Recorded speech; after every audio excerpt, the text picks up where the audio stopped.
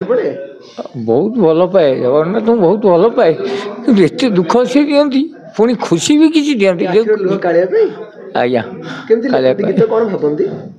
ଯେତେବେଳେ ଆଜ୍ଞା ବସିଯାଏ ଠାକୁରଙ୍କୁ ଚିନ୍ତା କରେ ସବୁବେଳେ ତ ଦୁଃଖ ଜୀବନ ସାରା ଦୁଃଖ ସୁଖ ହିଁ ଲାଗି ରହିଛି କେତେବେଳେ ପ୍ରଭୁଙ୍କ ନାଁରେ ଗୋଟେ ଗୀତ କେତେବେଳେ ଚାଲି ଆସେ ଏମିତି କଲମ ଗୋଟେ ଦିନ ତ ହୁଏନି ଏମିତି 8-15 ଦିନ ଲାଗି ଟିକେ ଟିକେ ଲେଖିଦିଏ। ଆଜ୍ଞା କାଳିଆକୁ ଆପଣ କେତେ ବିଶ୍ୱାସ କରନ୍ତି?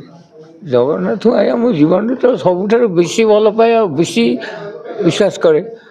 ଆଜ୍ଞା ଏ ଯେତେବେଳେ ଭଣଜା ମୋର ଶ୍ରାଦ୍ଧରେ ଅଭିନୟ କଲେ ଆଜ୍ଞା ଶେଷ ସିନ୍ଟା ମୁଁ ଦେଖିପାରିଲିନି ମୋତେ ଭାରି କାନ ମାରିଲା ଆଜ୍ଞା ଯାହାକୁ ଅତି ଭଲ ପାଇ ସେ ଲାଷ୍ଟ ସିନ୍ଟା ଆପଣ ଯଦି ଦେଖିବେ ଆପଣଙ୍କୁ ନିଜକୁ ଦୁଃଖ ଲାଗିବ। ଆପଣଙ୍କ ଆଖିରେ ଲୁହ ଆସିଗଲାଣି କଣ ପାଇଁ? ମୁଁ ଆଜ୍ଞା ଏଇ ଜିନିଷ ଚିନ୍ତା କରିନଥିଲି ମୋ ଭଣଜା ଏମିତି ରୋଲ୍ କରିପାରିବ ବୋଲି। କାଳିଆ କଥା ମନେ ପଡେ?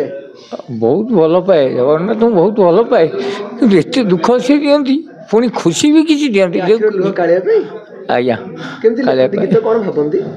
ଯେତେବେଳେ ଆଜ୍ଞା ବସିଯାଏ ଠାକୁରଙ୍କୁ ଚିନ୍ତା କରେ ସବୁବେଳେ ତ ଦୁଃଖ ଜୀବନ ସାରା ଦୁଃଖ ସୁଖ ହିଁ ଲାଗି ରହିଛି କେତେବେଳେ ପ୍ରଭୁଙ୍କ ନାଁରେ ଗୋଟେ ଗୀତ କେତେବେଳେ ଚାଲି ଆସେ ଏମିତି କଲମ ଗୋଟେ ଦିନ ତ ହୁଏନି ଏମିତି 8-15 ଦିନ ଲାଗି ଟିକେ ଟିକେ ଲେଖିଦିଏ। ଆଜ୍ଞା କାଳିଆକୁ ଆପଣ କେତେ ବିଶ୍ୱାସ କରନ୍ତି?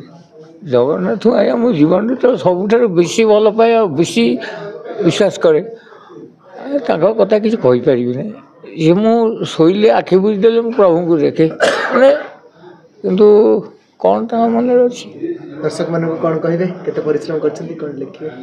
ନାଇଁ ଦର୍ଶକମାନଙ୍କୁ କହିବା କି ଆମ ବାପା ମୋ ଭଣଜାକୁ ମୁଁ ଶୁଣିଲେ ମୋ ବାପା ବୋଲି ଭାବେ ସେ ଯେଉଁ ଅଭିନୟ କରିଛନ୍ତି ଭଗବାନ ତାକୁ ଆଉ କିଛି କଣ ଘଟିଛି ଜୀବନରେ ଏମିତି ଯୋଉଥିପାଇଁ ଏତେ ଭାବନା ଆପଣଙ୍କର କାଳିଆ ପାଇଁ?